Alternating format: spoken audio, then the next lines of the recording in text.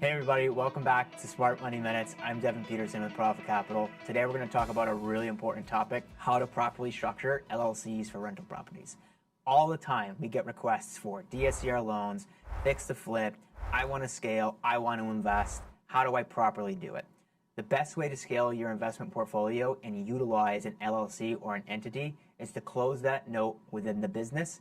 That way, when you're buying and scaling at such a fast rate, you don't affect your personal income, your personal DTI, or how you can afford to move on throughout life. So today, we're going to hop over the whiteboard, talk about structures and LLCs and what you should do when you're buying your next investment property. Let's go over and take a look.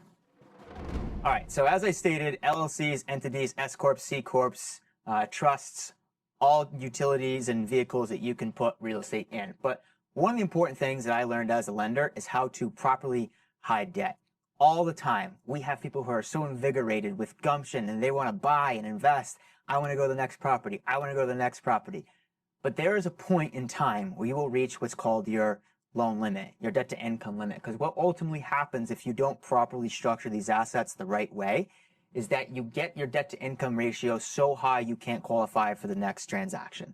How to avoid that is to close your investment properties in the LLC. So there's 4 key documents and there's 4 key things that we need as a lender in order to close in an LLC.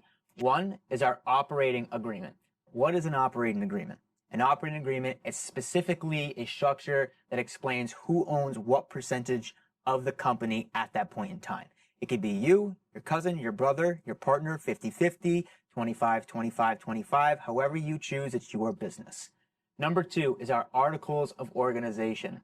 Our articles of organization are basically the bylaws of the company, right? We are legally binded and bound to be able to operate under the realm of what it is. Real estate investing is what we're talking about here.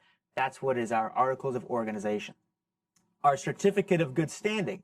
Number 3, what is this? Basically means you don't owe any IRS liens, restitutions, fees, or any back taxes. Your business is basically in good standing with the government. And the last thing that we need when we're trying to close in an LLC is our EIN IRS number. Basically, this is your social security for your business, right?